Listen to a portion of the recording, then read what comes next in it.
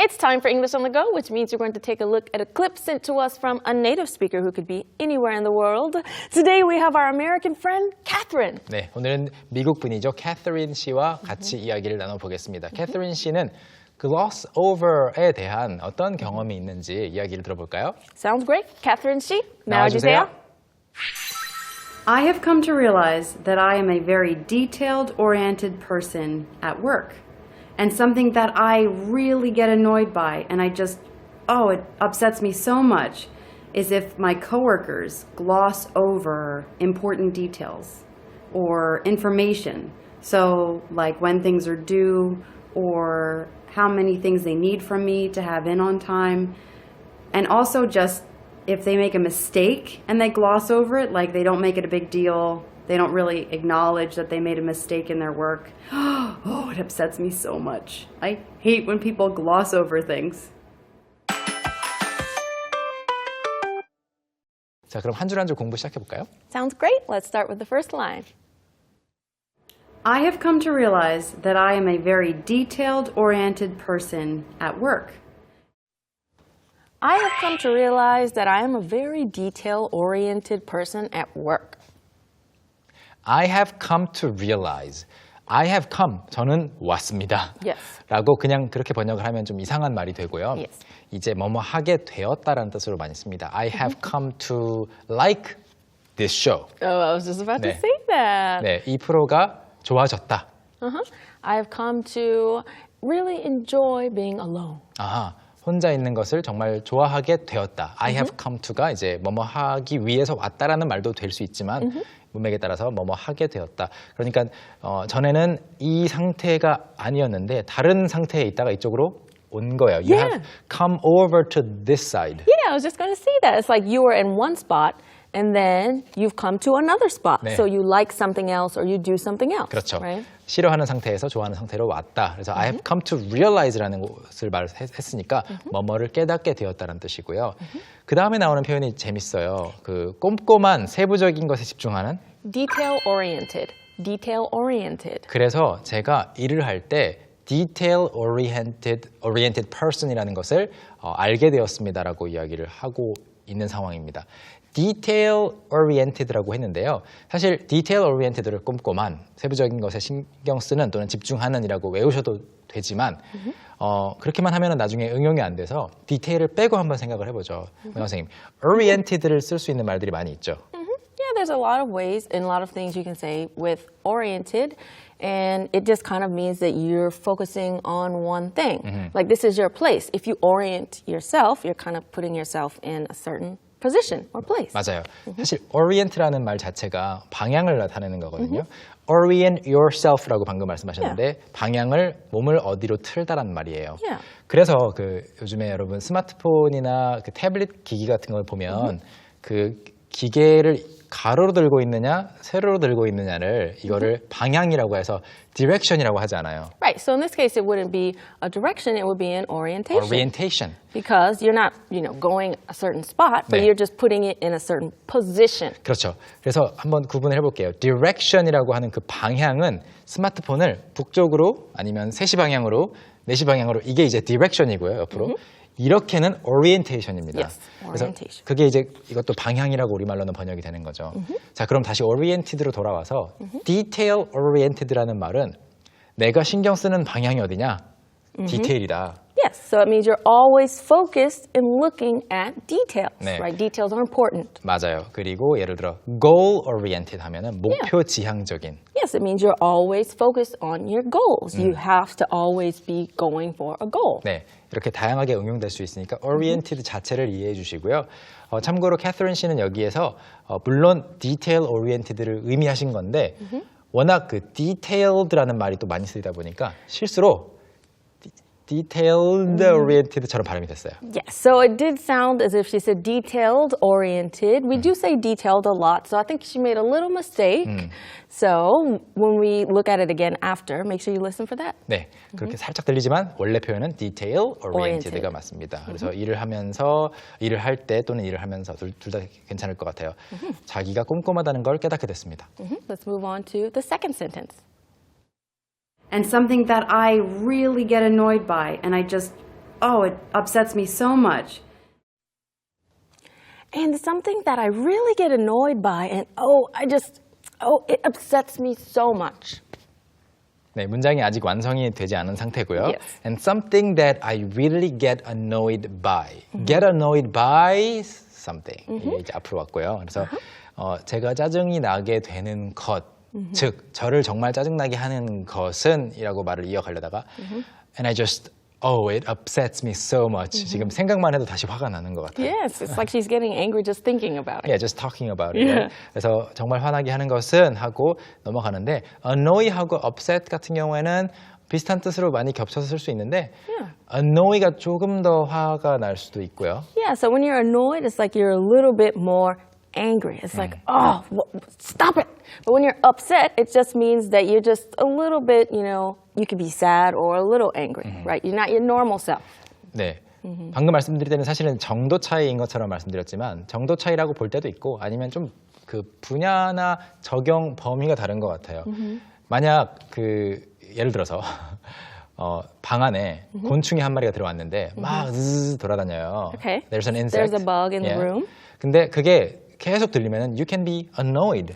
Oh, right? for sure. 예. 근데 만약에 그 곤충이 여러분이 그림 그려놓은 거를 뭐 망가뜨렸어요. 그러면은 upset, 아쉬우니까. Yeah, of course. 아쉬운 마음도 담고 있는 것이 upset고요. annoy는 좀 짜증이 많이 났을 때. Right, because upset can be many different emotions. I Yeah. was saying sad, you could be a little bit, angry. 네. There's a lot of different emotions, 그렇죠. disappointed. 우리가 흔히 이제 삐치다라고 하는 것도 upset라고 표현할 수가 있습니다. 자, 그럼 그 내용이 무엇인지를 바로 다음 문장에서 만나볼까요? Yeah. Is if my coworkers gloss over important details or information. Is if my coworkers gloss over important details or information. Something that I get annoyed by라고 하면서 이어지는 형태예요. 저를 짜증나게 하는 건 뭐냐면 is if 뭐뭐 하면 그렇다. My coworkers gloss over 여기서 대충 넘어가다라는 표현이 나왔죠. important details 중요한 세부 사항이나 or information important information 이어지겠고요. 흥미로운 것은 정보는 informations라고 절대 하지 않는데 Yes. It wouldn't be informations, always information. Yeah. It's not countable. 네, 그래서 detail은 근데 또 s를 붙일 수 있다는 거. Yes. 근데 만약 우리말로는 정보들이라고 할 수 있잖아요. 그런 경우라면 이제 꼭 pieces of information. Information, I have right. 3 pieces of information. Right. So in that case, you would have to say pieces because information is not countable. 네, Perfect. 비슷한 예가 가구인 것 같아요. Yes, like furniture. Yes. You can't have many furnitures. You have many pieces of furniture. 네, 여러 조각의 가구라고 생각하시면 되겠습니다. 피스가 물론 그럴 때는 조각이라기보다는 물건의 개수를 가리키는 것이 되겠고요. Alright, that's it for this sentence. Let's go on to the next one. So, like when things are due or how many things they need from me to have in on time. So, like when things are due or how many things they need from me to have in on time. 네, 예를 들어서 when things are due 이거를 이제 그 일들이 due 마무리되어야 될 때라고 생각하기보다는 언제 되어야 되는지 it's a question. Yeah, it's a question like when things are due. When do you have to turn it in? 예, right? when이라는 것이 두 가지 뜻이 있잖아요. Yeah. 세 가지라고 볼 수 있겠습니다. When are you going to do it? 약간 진짜 질문. Right. 그거랑 when he will arrive is a question. Yeah. 언제 올지라고 하는 그런 의문. 그 다음에 when he arrives, he will do this. Yeah. 뭐뭐 하면 이런 뜻. Right. 그래서 여기서는 그 두 번째 뜻으로 쓰였고요. 일을 언제까지 마무리해야 되는지 or how many things they need from me. 제가 몇 가지 일을 그 on time 시간 맞춰서 제출을 해야 되는지. Right. 여기서 have in이라는 표현이 나왔어요. To have in. So it means when you have to submit it. Yes. Right? When you have to turn it in or give it to your boss. 맞아요. turn Yeah. in이라는 표현에서 지금 약간 응용을 해주신 것 같아요. Yeah. Yeah, It has that meaning of turn in. Yeah, applied right. expression from turn In. in. 어떤 것을 제출하다라고 할 때 submit 또는 turn in이라고 해서 have in 해도 충분히 그 느낌이 살아줍니다. Right. We understand that she means to turn in or to submit just Yeah. from that. Okay? Perfect. Let's move on to the next one. And also just if they make a mistake and they gloss over it, like they don't make it a big deal. And also, just if they make a mistake and they gloss over it, like they don't make it a big deal. And also로 시작하고 있는 이 문장인데요. also 다음에 보시면은 just 그냥 if가 나옵니다. 뭐뭐 하면 이게 어디랑 연결이 되냐면 아까 something that I really get annoyed by is if. 또 여기서 연결이 되는 거예요. 제가 정말 짜증나는 게 뭐냐면 그 짜증나는 대상이 뭐냐면 if they make a mistake 실수를 하는데 they gloss over it 그냥 대충 넘어가요. Like they don't make it a big deal. Big deal 하면은 큰 거래, big transaction이라는 말도 있지만 Yeah. 이제 big deal 자체가 큰 일. Yeah, so in this case, it's something that's very important, right? 그래서 not a big deal이니까 별일 아닌 것처럼 그냥 행동할 때 그게 짜증이 난다고 하네요. 왜냐하면 캐서린 씨는 detail-oriented Oriented. person이기 때문에. That's right. And she tells us a little bit more in the next sentence why this kind of annoys her too. Okay? They don't really acknowledge that they made a mistake in their work. Oh, it upsets me so much. They don't really acknowledge that they made a mistake in their work. Oh, it upsets me so much. 네, 단어부터 보죠. 여기에서 빨간색으로 표시해드린 이 단어는 Acknowledge. Acknowledge. 사실 knowledge를 아시면 knowledge가 지식이잖아요. 그래서 지식 앞에 ac를 붙여가지고 acknowledge. 발음상으로는 그냥 knowledge만 들리는 경우도 꽤 많아요. 앞에 어떤 모음이 있다든지 I knowledge. 이게 I acknowledge인지 그냥 I knowledge라고 말한 건지는 knowledge가 동사가 아니기 때문에 이제 문맥을 보고 아셔야 되겠고요. 상황상. acknowledge라고 하면은 그러면 이제 알아차리다인데 알아차리다 말고도 그냥 약간 notice 느낌 아니더라도 Yeah. 인정하는 느낌도 있죠. Of course, because something has happened, you have to acknowledge it. Oh, yeah, it happened. It's like saying 인정하다. Like you realize, okay, I'm kind of accepting this situation and 그렇죠. realizing for what it is. Yes. 그래서 알아차리는데 알아차리고 그 다음으로 인정까지 가는 과정이 이제 acknowledge입니다. acknowledge를 다른 예를 들면 여기서는 지금 자신들이 실수했다는 것을 인정하는 건데요. acknowledge, you can acknowledge that you've lost. Yeah, so it's like, oh, okay, I lost.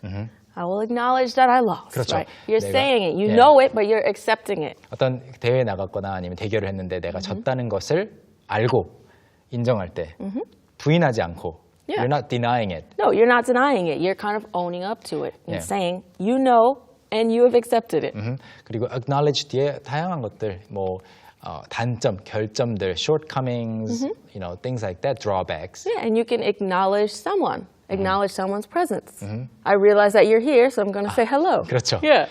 이 경우에는 이제 알아차리다 쪽에 가깝고요. 아, 그런 true, 다음에 acknowledge 하면 인정해주다. 거기 있다는 걸 인정해주는 느낌이죠. 그걸 이용해서 이 문장을 해석하면 They don't really acknowledge that they made a mistake in their work. 자신들이 한 작업에 있어서 실수를 했다는 것을 인정하지 않아요. Right. 인정하지 않는 경우에 it upsets me so much. 저는 정말 화가 납니다라고 이야기하네요. So let's see what she says in her last sentence. Maybe we can kind of expect and guess what she's going to say. I hate when people gloss over things. I hate when people gloss over things. 저는 사람들이 이를 대충 넘어가는 것이 싫어요라고 마무리가 되었습니다. So that's the conclusion and bottom line. Yes, it's the bottom line. We know exactly what she feels about people glossing over things. Yes. And since we've gone over her clip, let's watch it one more time. Remember to listen carefully for when she said detailed-oriented, and remember that the correct expression is detail-oriented. Yes. Let's watch. I have come to realize that I am a very detailed-oriented person at work, and something that I really get annoyed by, and it upsets me so much, is if my coworkers gloss over important details or information. So, like when things are due or how many things they need from me to have in on time. And also just if they make a mistake and they gloss over it, like they don't make it a big deal, they don't really acknowledge that they made a mistake in their work. Oh, it upsets me so much. I hate when people gloss over things.